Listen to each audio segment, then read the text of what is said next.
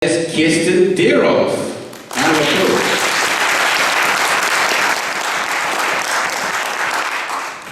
Thank you, Mark. So, leadership is nothing but a bunch of talk. A lot of companies spend quite some money on leadership development.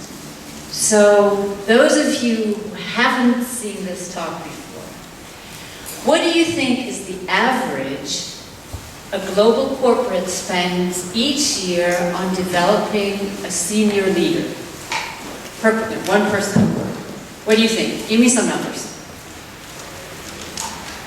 $2,000. $2,000? Probably not much less. 12,000 someone? Anybody more? Less. Less? 20? Per leader or per person? Per person, huh? These are a Deloitte study of what companies in the US spent in 2014 on leadership development. So around $20,000 for senior execs, $13,000 for middle level, and around $3,250 for the junior level per year per person. That is quite an investment. So, what do you think are they expecting? There needs to be a return on investment on leadership development somehow when you're spending that kind of money. The ROI on any kind of training, learning and development is very, very difficult to measure. And if you look at Phillips and Kirkpatrick, they've tried to measure, but it's notoriously difficult. Because while you're doing this leadership development program, the world does not stop turning. So you can't really have, a ceteris paribus. So you can't, the world continues to turn and you don't really know what influenced what. You can't pretend that the world stopped. So what do you think do companies expect when they spend this kind of money? A miracle. A miracle. But what are some of the things that they want for spending for spending that much money? Increase shareholder value. That's a good one. Leadership development. You know all the good people in HR. Maybe you are a good. Better teams. Better teams. That's a good one. More motivated and committed employees. More motivated, committed employees. Yes. What else could they expect? Better results. Better results? Yep. So here are some of the things that I came up with when I was thinking about the same thing. So they want to increase the quality of leadership in order to potentially retain talent. A couple of years ago, the big slogan was the war on talent. So every company wanted to attract the best people. They want healthy staff, who are led well, efficient and target-oriented work somehow by better leaders, and as you said, higher productivity. So these are some of the things that people want when they start doing leadership development. So I have around 15 years of experience in developing leadership development programs and running them and designing them and managing them for global corporates. Basically from delivering presentation skills to junior manager to designing a global leadership development program that was delivered from Kazakhstan through Europe to Brazil. I did all of that. So in the beginning, natural cause of event, I trained as a theologian and a linguist. And you can see me in 2001, big hair, big ideas, and theological, philosophical, linguistical ideas. And I was teaching translation, and I was teaching business English at a community college or at the University of Applied Sciences. And one of these days, the manager of that university came to me and said, you know, you're doing a really good job as this translation teacher. Our management teacher fell ill this half year, this semester.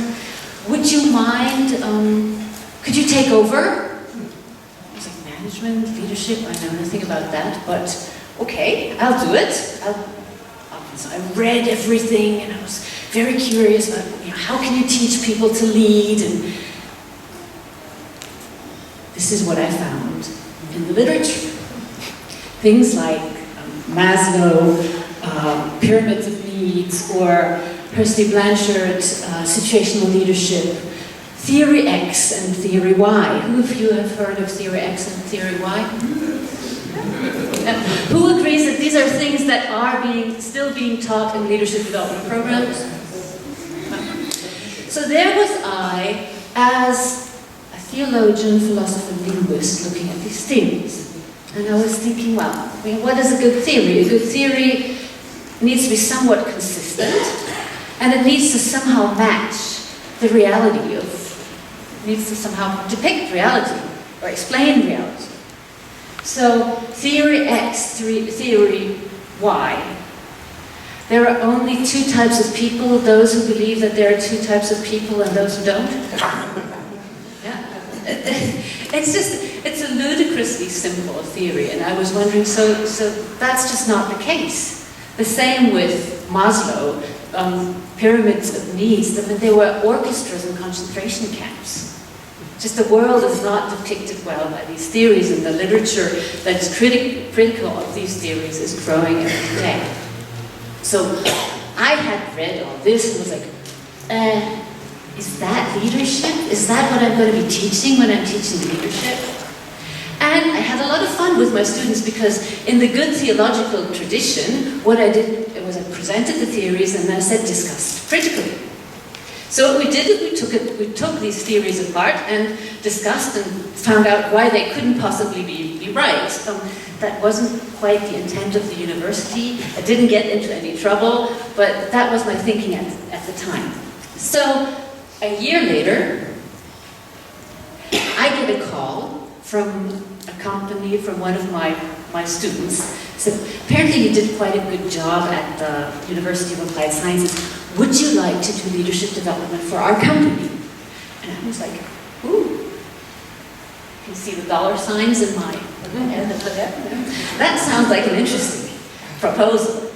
And then, okay, I went and yes, I'll go do it. And my idea was in industry.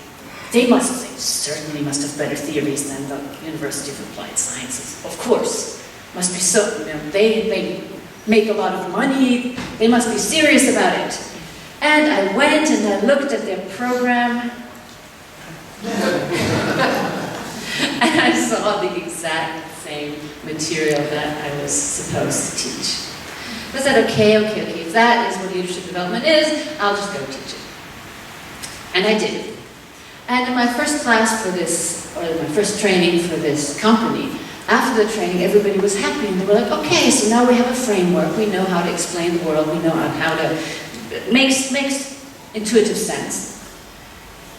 In the follow-up, however, they were like, yeah, I had thought that Miss Miller is an introvert, but actually in some situations she's an extrovert, and I really don't know where she fits in the Myers-Briggs, and then so basically they weren't really happy and they didn't see any fit.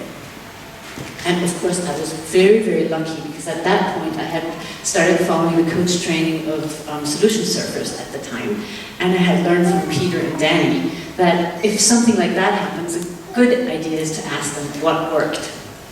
So I inspired them to talk amongst each other, to coach each other, and they were happy in the end. Thinking about it, I was reminded of my time as a Girl Scout. And I thought, well, me as a leadership developer, I'm somewhat like a tour guide in the Pyrenees. I am very confident with my map, and I'm telling people, this is where you have to go, only to later find out that my map was of the Alps and not of the Pyrenees. Why is that? Philosophically, I think, we look at this is a drawing I'm using with permission of Stephen Law from the Philosophy Gym. It's a family resemblance concept. There are many different situations, many emergent situations that we call leadership situations, but they are not the same thing. So if you look at the family Jones, they kind of look alike, but do you find one criterion that is the same for all Joneses? Mm-hmm. Like which one? Annie's finding one? The eyes. 2 eyes. Yeah, but everybody has 2 eyes, so that doesn't count. These distinguish them. So, sorry? The family Jones. It's a family. They might have a similar, might have the same last name, but these days you never know. I mean, in my family we have 3 last names, so yeah. So that's leadership situations. They all share similar criteria, but none have one criterion that is the same for each and every leadership situations. So if you're trying to create a model or a map of leadership, what you're actually trying to do is to create an atlas of clouds. Ties in very nicely with what we heard this morning around emergence. Leadership situations are emergent, they're different, each and every one is different. There is no way we can create an atlas for all of them.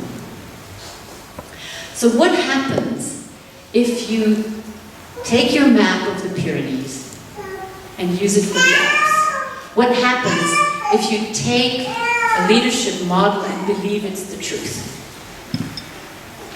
So you have a model, change curve, for instance, and you do everything by the book.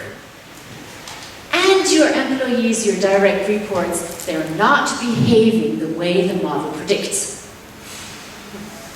What then? What would you say about your direct reports then? Replace them Replace them, the wrong ones. until they fit the model.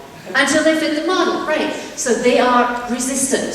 So your model becomes, your map becomes the territory. And we know what happened with resistance. Resistance was buried in Zuckerberg's and Steve DeShazer's backyard in Milwaukee in 1984.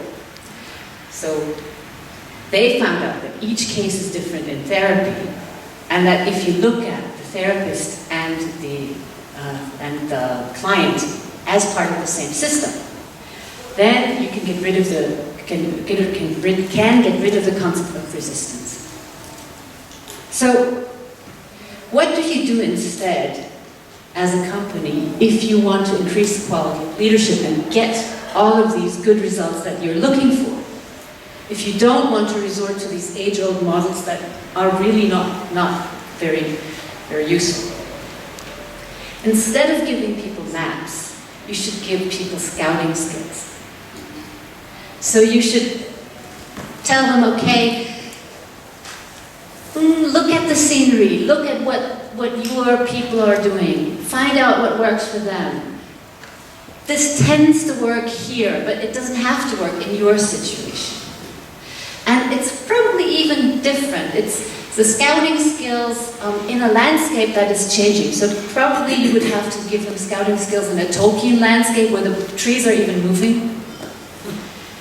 In practical terms, what that means is I think what we should be doing to do leadership development is enable people to talk about their situations amongst each other.